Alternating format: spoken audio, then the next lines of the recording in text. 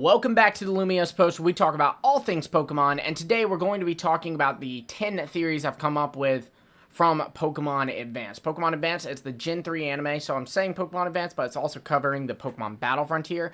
I've been going back and watching Ash's Travels, and at the end of each series, so at the end of the original series, that's Kanto and Johto, I did a theory video on my theories that I had gotten from watching through that, as well as a review video for it. I've also now posted a review video for Advanced, but now it's time to get into the theories, because there's some really cool stuff in Hoenn, and some really great theories I was able to come up with from this series. So first off, we have a little bit about Giovanni here.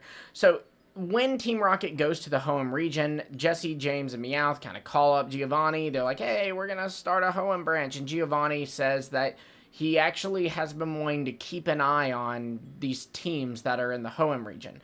He is, of course, referencing Team Aqua and Team Magma.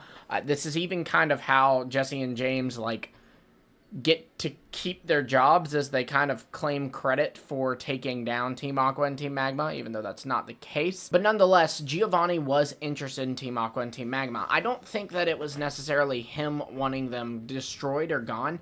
I think there's a chance that he was actually wanting to keep an eye on them, because that is the term he used, so that he could potentially one day form an alliance with them, working his way up to building Team Rainbow Rocket. So, I don't know, that's just a really interesting thought. We do know that Team Rainbow Rocket is a thing in the games. This is a team, a multiversal team, if you will, of Giovanni leading it, and all the villainous team leaders from Gens 1 through 6, and these are all from universes where they won, right? So Maxie has Groudon, Archie has Kyogre, etc., etc. So my thought is it would make sense for Giovanni to be kind of keeping an eye on these villainous teams. So the thought is that Giovanni is keeping an eye on them in the event that they do win, because that's a powerful ally to have in your pocket, and that's just a really cool idea that Giovanni may have been working his way up to Team Rainbow Rocket all along. Next up, we have a theory about the Oldale ruins and their connection to legendary Pokemon. So this is an anime-only location. There's plenty of those throughout the franchise, and that's pretty much where a lot of these theories end up coming from. But the Oldale ruins are a place that Ash and May visit in, if you can believe it, Oldale Town. And they end up uncovering at the Oldale ruins a bunch of Relicanth, like a whole pool filled with Relicanth. Now, the ruins are really interesting. They have Braille all over the place and all this. And my theory here is that the Oldale ruins were built by the same ancient people who sealed away the Regis, Regirock, Registeel, Regice, and Regigigas. And that they made this chamber to seal away Relicanth, because Relicanth is one of the Pokemon you need to unlock the ruins of the Regis and to get all of the Regis. So it makes sense to me that these people would go, okay, well great, we've sealed away the Regis, you need a Relicanth to open it, but we found a pond that just kind of has a bunch of Relicanth. Okay, well here's what we do, we'll seal away that too, so that it's hard for people to get Relicanth. There's actually a whole theory video I've done on Relicanth and how specifically it seems like it might actually be a map, potentially even to the Regis. So this would kind of build on that as well, because not only is Relicanth needed to open the ruins, but then this would suggest that Relicanth straight up is a map to the ruins. Now we have another Team Rocket theory, this time focusing on Butch and Cassidy. Hey, listen, short stack, it's not Butch, it's Butch! Didn't your mother teach you to remember people's names? Okay, sorry. Butch and Cassidy. I never knew his name was Butch. Did y'all know his name was Butch? Anyways, the theory here is specifically on Butch, and that he actually is the Magikarp salesman that we see as a recurring character throughout the anime. So, the thing about the Magikarp salesman is he is always scamming Team Rocket, and specifically, he seems a lot of the time to be more so scamming James, giving James a Magikarp, acting like it was this crazy powerful Pokemon. He gave James at one point a Hoppip that he had kind of dressed up as a Chimecho, and it turns out it was not a Chimecho. He even has scammed Jesse as well. He's the reason James doesn't have a Victory Bell anymore. This guy's just trouble for Team Rocket. Well, we know that Butch and Cassidy really hate Jesse and James, and specifically it seems more like Cassidy hates Jesse and Butch hates James. And it makes sense to me that Butch would hate James and would often dress up as a guy trying to make James's life worse. And you might go, okay, well, is that all the theory? But no, it's actually not. So first off, we have the fact that Butch and the Magikarp salesman are actually voiced by the same voice actor. Now, I will say, granted, that a lot of characters are voiced by the same voice actors. It doesn't necessarily mean anything. Like, the girl who voices Ash also voices Soledad. So, you know, two completely unrelated characters that just are voiced by the same person. But with the other stuff, I think that's an interesting point. Another thing is that the Magikarp salesman, his appearances seem to be very convenient, I guess. Very coincidental, like too big of a coincidence to be a coincidence. So first in the episode where Butch and Cassidy over in the Chronicle series, when they are trying to steal the Pokemon from Oak's lab, they actually, Oak at one point gets distracted by a knock on his door, and it's the Magikarp salesman. And, you know, there's like a whole spiel, but the idea here is that this was happening, and then Butch and Cassidy break into Oak's lab. It's pretty likely, in my opinion, that Butch was trying to kind of throw Oak off and throw Tracy off, maybe even distract them while Cassidy, you know, lands their plane in the Oak's Lab Reserve or whatever. But it's just an interesting thought. Then on top of that, the first episode that the Magikarp salesman appears in Hoenn, happens after Giovanni threatens to Jesse and James that he will be sending Butch and Cassidy to the home region. So again, just kind of a lot of really convenient, really odd little coincidences there. I really think that Butch is indeed the Magikarp salesman. Now, this next one honestly isn't even really a theory, but it's that Richie straight up did a Flashpoint. For those who don't know, that's a reference to DC Comics. The Flash basically goes back in time and stops his mom from dying, but because of that, he completely alters the world of the present day. And we actually kind of see Richie do a similar thing here. In the episode where he goes back in time thanks to the powers of a Celebi, he meets a young Nurse Joy who basically was in love with this guy, and he ends up saving this guy from dying. And, well, when he goes back to the future, they are indeed together, and, you know, it seems like everything's happy. But the thing is that this lady had a granddaughter before Richie went back in time, which means that she had to get married and have a kid, or I guess she doesn't have to get married, but she did have a kid. So if she didn't have a kid with the guy that Richie had, you know, that had originally died in the original timeline that Richie saved, then that means that Richie straight up erased her daughter and granddaughter from existence, or her son and granddaughter from existence. So just something to think about. Richie, technically a murderer. Anyways, we then have an episode where the gang is trying to fight a giant Gulpin. In this episode, we end up seeing Trico also turn gigantic and fighting Gulpin, and eventually Trico reverts to size. Gulpin does not revert to size, but it's implied that it might will later on. Now, obviously, the immediate reaction might be that, oh, this is the Dynamax phenomenon. And while I don't think this is the Dynamax phenomenon, given that Eternatus doesn't seem to be involved with the home region at all, and also there were no red clouds around Trico and Gulpin, I do believe that the studies the scientist was kind of making were probably on the Dynamax phenomenon, and he was getting close to creating an artificial version of it. There's a lot of similarities you see between these things. So first off, we have the fact that, again, these Pokemon revert back to normal size after they've been battling for a little bit. Trico reverts back to his normal size after battling the Gulpin for a bit. This is just like in the games where Dynamax only lasts 3 turns. The scientist then hypothesizes that by catching Gulpin, he may be able to have it revert back to normal size.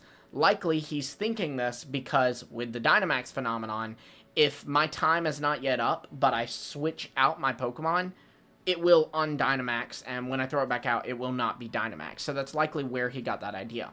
Also, too, the beam that he uses to turn these Pokemon giant does indeed have this, like, pinkish reddish hue, which is obviously very similar to the Dynamax phenomenon. So, again, just a couple of weird ties there.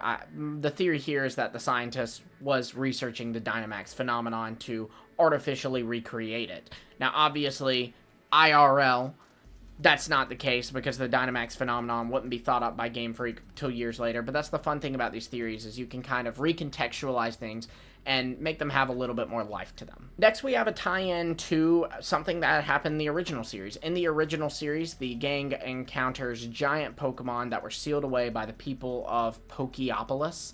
And, well, they end up encountering a giant Claydol in the Hoenn region, and again have to kind of use an item to reseal the giant Claydol. So the theory here is a simple one, and that's that the people of Pokeopolis happen to also be in the Hoenn region, as, you know, we're seeing these giant Pokemon and devices made to be able to seal them away. So very likely these were kind of the same people. This also would imply you know, gigantic Pokemon in the ancient past. Perhaps that's because of maybe Eternatus being more active on Earth, and so Pokemon could Dynamax or Gigantamax everywhere. We do also have a theory that you could make about Melmetal, where its Gmax Pokedex entry kind of states that it's from another region, or that it's a Cyclops from another region, which would imply Dynamax in another region. So that is an interesting thought. But again, the basic theory here is just that the people of Pokeopolis were in Kanto and also in Hoenn. This next theory doesn't really matter, but it's just kind of, again, a fun world-building one, and that is that Samantha is from Kalos. And you may go, who is Samantha? And I don't blame you, she was just character of the day. She was in the episode where Brock's Lombre evolved into a Ludicolo, and she was a ribbon dancer who traveled around the world with her Mawile. You see, she has a line when she leaves. She says, "C'est la vie," which is French, and also she has a Mawile and happened to be from another region. She said she travels the world, so she's probably not from Hoenn. In fact, they even find in her bag a water stone. This is how Brock's Lombre evolves. Perhaps this is because she specifically had gone to Kalos to go to Geosenge Town, where Mega Evolution is said to be heavily tied to, and she was looking for a Mawilite. She does have a Pokemon capable of Mega Evolution. Maybe for her ribbon dancing, she wanted to be able to Mega Evolve Mawile to really up her game, right? And so she picks up a Water Stone as a souvenir, and that's why it was in her bag.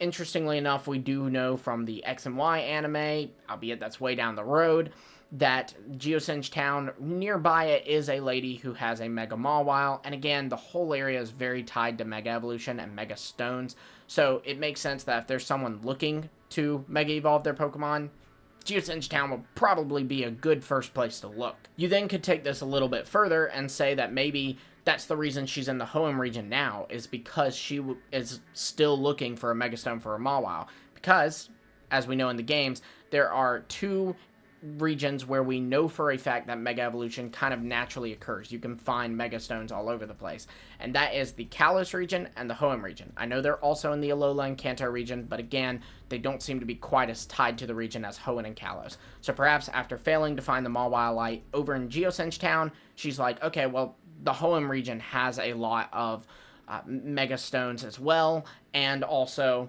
Mawile is, at the end of the day, a Pokemon first discovered in the Hoenn region, so yeah, I'll go check it out over there. The next theory that I have is about Ash Ketchum, and that is that he is a descendant of Sir Aaron. Now, this may seem wild, but bear with me here. So, Sir Aaron, as we all know, kind of does look similar to Ash. In fact, people pointed out that Ash looks like Sir Aaron when he dons his Sir Aaron costume. Not only this, but Ash and Sir Aaron's auras are very similar, to the point where Lucario was released from the staff by Ash because it believed that he was Sir Aaron, and Ash could kind of use the staff because he had such a similar aura to Sir Aaron. Sir Aaron had sealed Lucario away in the staff a very long time ago, but he had promised Lucario that one day he would be let out. Perhaps this confidence came from Sir Aaron knowing that he had a descendant out there, and at some point his line would make its way back to the staff, and thus would make its way back to Lucario. This could perhaps be a secret child that Sir Aaron had with the lady. You know, I know that, like, they kind of, to me, it felt like there may have been something there, but there wasn't. So you could imply that maybe that's the case, and that, you know, the reason this isn't public knowledge and the reason Ash is not directly tied to this pretty much royal family is because Sir Aaron was not supposed to be with the lady, and so their child had to be kind of kept a secret. that could be a theory there. But the important thing is that while this is the Gen 3 anime, this movie takes place in the Kanto region. This is during the Battle Frontier Saga, so they're in Kanto. So that's another thing too. Ash is from the Kanto region. Sir Aaron's from the Kanto region. So just his knowing that Lucario would be freed from the staff when the staff can only be freed by pretty much Sir Aaron, just a little suspicious in my opinion, let alone the similarities between Ash and Sir Aaron in appearance. Now my next theory is another one that doesn't really matter, I'm not going to lie to y'all, but I just had to talk about it, and that is that I believe that Jeremy is Giovanni's brother. And you might go, okay, who is Jeremy? And again, I don't blame you, he's just a character of the day in a contest episode that May had to beat to win her contest. Jeremy is like a former rock star, I guess, or he does rock music, maybe he wasn't a star, and now he does contests while just being a regular old businessman. But he looks very similar to Giovanni.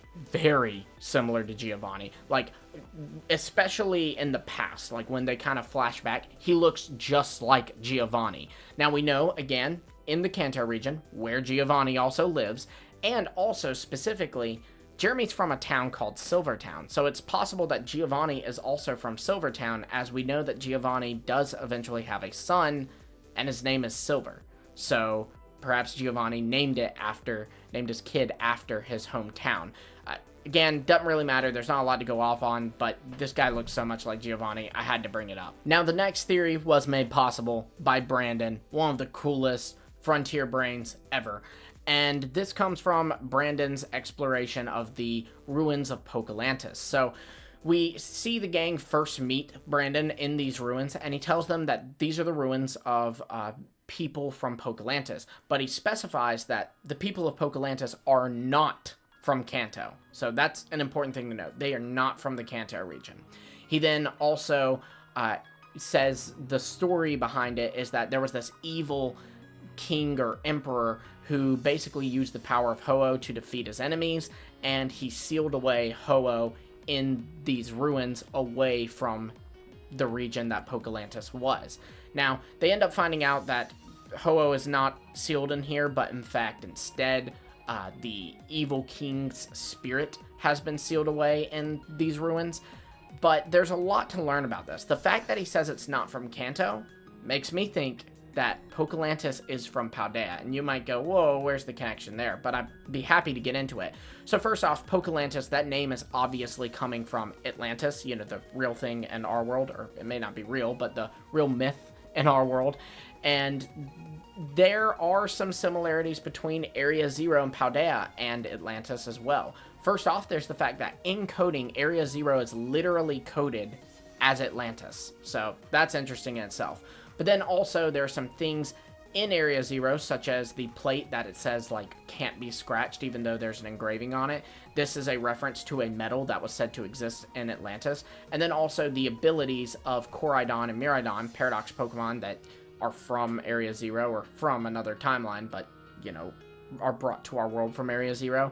Koraidon's ability is called Orichalcum Pulse, and Miraidon's ability is called Hadron Engine. Well, Orichalcum is, again, a metal that was supposed to exist in Atlantis, and a Hadron Engine is a device or technology that was, again, used in Atlantis. Then there's other Pokedex entries, such as Iron Bundles, that, again, could hint at, you know, an Atlantis connection, but that's interesting. But it goes even further. So we know that this king of Pokelantis was an evil man, or this emperor of Pokelantis was an evil man. Paldea also had an evil emperor, so evil, in fact, that that's kind of what the whole Ruinous Quartet is tied to. So, you know, you figure, too, we see this man being able to seal away his spirit, or the people of Paldea sealing away his spirit into an item.